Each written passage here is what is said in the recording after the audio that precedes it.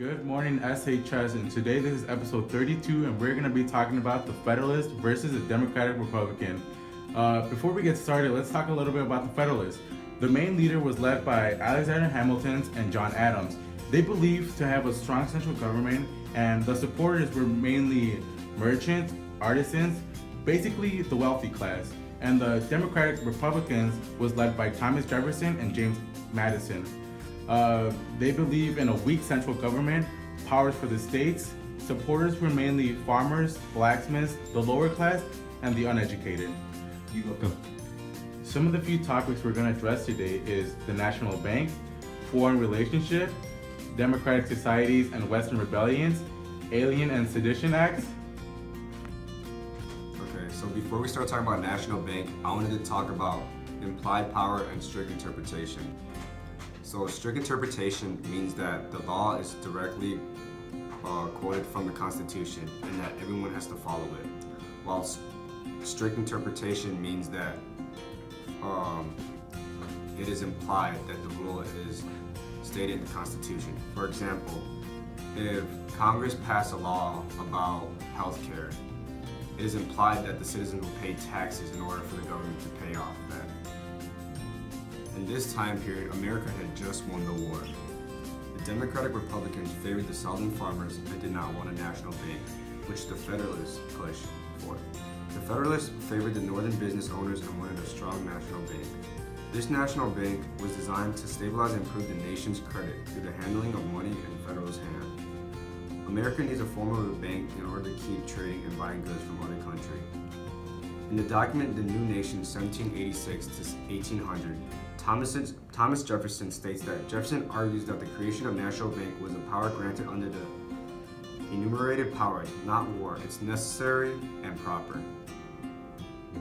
So now I'm going to be talking about Democratic Republicans' views on foreign relations.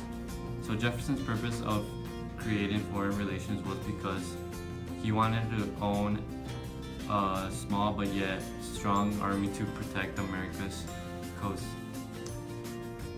So several weeks after buying the Louisiana Purchase, Napoleon declared war on Great Britain. At first, the European fighting benefited the United States since Americans functioned as merchants carrying supplies to the warring powers.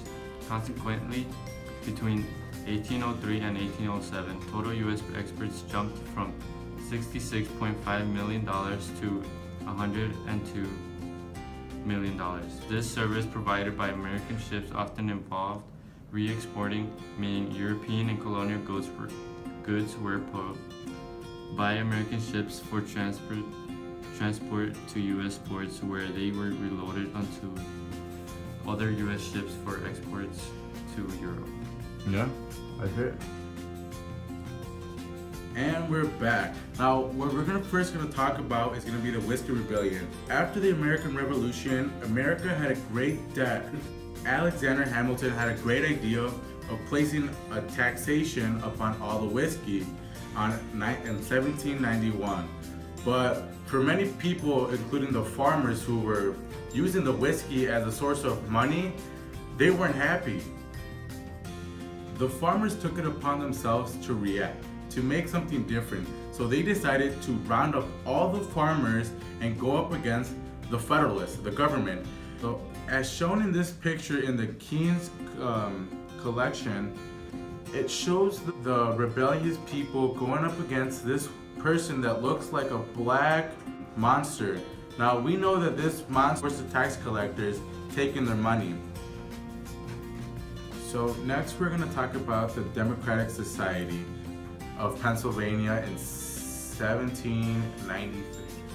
Charles Hazen talks in his Principles, Articles, and Regulations of the Democratic Societies of Pennsylvania excerpt, and he speaks on behalf of all the farmers and all the intellectual people, and he says that the people have a right in altering the government.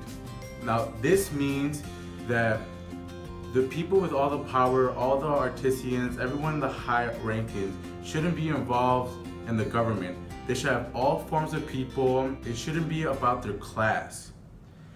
He proceeds in talking about that they should have a choice in filling the office of government. This talks about voting. So, lastly, the Democratic Society of Pennsylvania was founded to promote the principles of equality and liberty by keeping government's powers checked. So, not having all the power to the hierarchy. Hi, how are ya?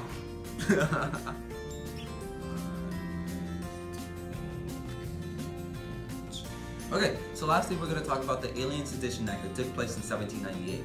This was passed by Congress, which was an act that was passed by Congress, which gave the right for President John Adams to kick out any person in the American colonies that was not a U.S. citizen.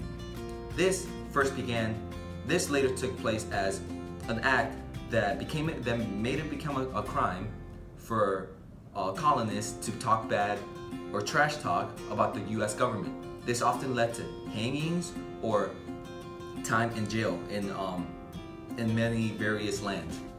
This really infuriated Americans because it went against the Constitution, because it went against the freedom of speech and freedom of press. One person that was extremely infuriated was Thomas Jefferson, in which he proposed the Kentucky Plan to the Kentucky legislature in November 10, 1798. In his Kentucky Plan, he used it as a way to protest against the Alien and Sedition Act. He stated, "If this goes down, we should immediately see another act of Congress declaring that the president should continue to be in office for life. This experiment is to show and to see how Americans would bear with the violations of the Constitution." Basically, what he was trying to say is that he would believe that with John Adams bending the rules of the Constitution, it will eventually lead for him to become in office for a very long time. And this was very bad, because according to his beliefs, he believed that the Constitution should never be bent. And this Kentucky plan that was proposed by Jefferson was a source that Jefferson created to express his views on how the Constitution should be followed. And this wraps up our weekly podcast of Federalist versus the Democrat and Republican. We'll see you later. Why, Mr. K?